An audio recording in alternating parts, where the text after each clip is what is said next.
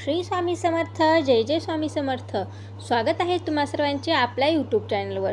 सर्वात प्रथम तर सर्वांना श्री स्वामी समर्थ. आता गुरुपौर्णिमा जवळ आलेली आहे, म्हणजेच 29 जुलै रोजी गुरुपौर्णिमा आहे आणि या गुरुपौर्णिमेच्या निमित्तानेच आपल्याला श्री स्वामी समर्थ महाराजांची आणि आपल्या गुरूंची विशेष अशी सेवा करायची असते.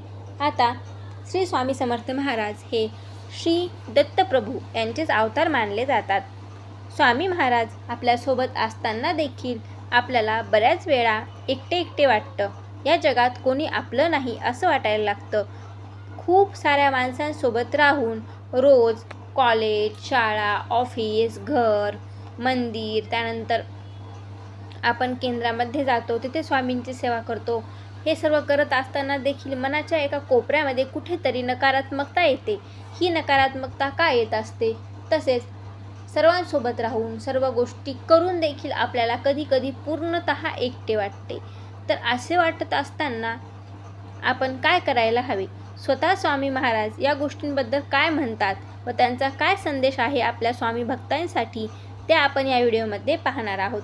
तुमच्यासोबतही असे नक्कीच होत असेल. तुम्ही घरांसोबत म्हणजे घरच्यांसोबत राहत असाल, कुटुंबासोबत राहता, किंवा मग एकटे राहत असाल, किंवा मित्रांसोबत, मैत्रिणीसोबत रूमवर राहत असेल, कोणी हॉस्टेलवर राहत असेल, किंवा कोणी पूर्ण म्हणजे माणसांसोबत असून देखील आपण कधी कधी असे एकटे पडतो. म्हणजे आपल्या मनामध्ये कुठेतरी एकटेपणाची भावनाही निर्माण व्हायला सुरुवात होती. तर असे का होते? स्वामी समर्थ महाराजांच्या संपर्कात असताना देखील आपल्या मनामध्ये ही एकटेपणाची भावना का येते? त्याच प्रश्नाचे उत्तर आपण आज जाणून घेणार आहोत.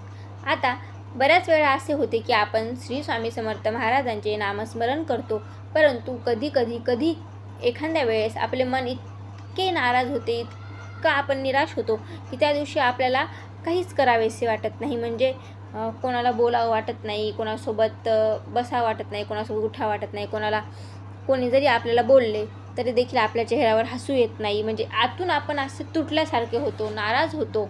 अशा वेळेला स्वामी समर्थ महाराज काय सांगतात? तर श्री स्वामी समर्थ महाराज म्हणतात की ज्या वेळेला तुझ्यावर नकारात्मकता हवी होईल त्यावेळेला शांत डोळे मिटून फक्त स्वतःशी बोल. तुझ्यामध्येच मी लपलेला आहे. म्हणजेच प्रत्येकामध्ये देव हा लपलेला असतो. प्रत्येकांमध्ये स्वामी हे वास करत असतात. स्वामी भक्तांमध्ये तर स्वामी महाराज स्वतः वास करतात. म्हणजे आपल्यामध्ये निर्गुण निराकार एक शक्ती लपलेली असते, दडलेली असते. त्यामुळे स्वामी समर्थ महाराज म्हणतात, ज्या वेळेला तुम्हाला एकटे वाटेल, असे वाटेल की या जगात कोणीही आपले नाही, किंवा काहीही सकारात्मक गोष्ट करण्याची इच्छा होत नसेल, त्यावेळेला 2 मिनटे कुठेही असा, तुम्ही घरी असू, ऑफिसमध्ये असू, कुठेही असू, त्याच जागेवर 2 मिनटे डोळे झाकून शांत बसा आणि स्वतःशी संपर्क करण्याचा प्रयत्न करा. म्हणजेच श्री स्वामी समर्थ महाराजांचे नामस्मरण करा, किंवा मग 1, 2, 3 असे 10 वेळा, किंवा मग 100पर्यंत मोजा. सगळ्यात सोपे म्हटलं तर श्री स्वामी समर्थ महाराजांचे नामस्मरण जर तुम्ही केले तर स्वामी समर्थ महाराज स्वतः तुमच्याशी बोलायला लागतील. स्वतः ते तुमच्या अडचणी असतील किंवा तुमच्यामध्ये जी नकारात्मकता आली असेल ती दूर करण्यास तुमची मदत करतील. स्वामी समर्थ महाराज आपल्या भक्तांना कधीच कोणत्याच परिस्थितीमध्ये एकटं सोडत नाहीत. केव्हा तरी असे होते की आपणच देवापासून दूर जातो. देव कधीही आपल्या भक्ताला एकटं सोडत नसतो. ज्या वेळेला एका मालिकेमध्ये दाखवले होते बघा, श्री साईबाबांची मालिका मी पाहत होते, त्यात दाखवले होते की एक भक्त असतो, तो खूप मोठ्या संकटामध्ये असतो आणि त्या संकटाच्या वेळी ज्या वेळेला त्या संकटामधून तो बाहेर पडतो आणि नंतर तो साईबाबांना विचारतो की हे साईबाबा, ज्या वेळेला माझ्यावर संकट आलं होतं ना, त्यावेळेला तुम्ही कुठे होता? म्हणजे तुमचे जे पायाचे ठसे होते ना, ते दिसत नव्हते.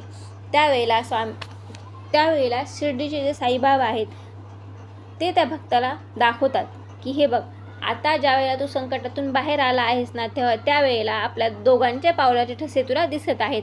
परंतु ज्या वेळेला तू संकटामध्ये होता ना, त्यावेळेला जे पावलाचे ठसे तुला दिसायचे ना, तर ते माझ्या पावलाचे ठसे होते, तुझ्या नाही. कारण मी तुला माझ्या खांद्यावर त्यावेळेला बसवलेले होते. म्हणजेच संकटाच्या वेळी देव आपल्यासोबत असतो. फक्त फरक इतकाच की तो आपल्याला दिसत नाही, किंवा मग त्याची जी जाणीव आहे ती आपल्याला होत नसते, कारण त्यावेळेला आपले मन नाराज असते, आपण नकारात्मक गोष्टीकडे जास्त लक्ष देतो. परंतु एक गोष्ट कायम लक्षात ठेवा, देव हा आपल्या भक्तांना कधीच एकटा सोडत नाही, कोणत्याच परिस्थितीमध्ये एकटा सोडत नाहीत. हां, फरक इतकाच असतो की कधी काही वेळेला सुखामध्ये किंवा खूपच जास्त दुःख आलं तर आपण देवाला विसरतो, परंतु देव कधीही आपल्याला विसरत नाही. त्यामुळे ज्या वेळेला तुम्हाला असे वाटेल की तुमचे कोणीसुद्धा नाही, तुम्ही एकटे आहात, त्यावेळेला 2 मिनिटे शांत बसा, डोळे झाका आणि 1 ते 100पर्यंत आकडे मोजा किंवा मग श्री स्वामी समर्थ, श्री स्वामी समर्थ, श्री स्वामी समर्थ, श्री स्वामी समर्थ असे नामस्मरण करा. नक्कीच तुमच्या मनामधील अंधकार दूर होऊन तुमच्या मनामध्ये सकारात्मक विचार येतील.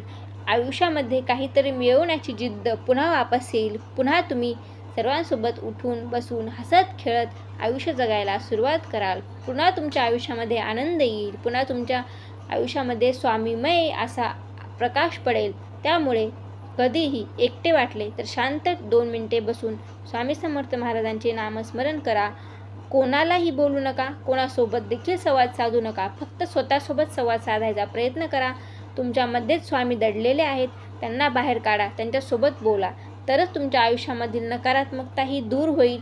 तुम्ही प्रत्येक नकारात्मक शक्तीवर विजय मिळवाल आणि प्रत्येक संकटातून तुम्ही एकदम सहजरित्या बाहेर याल.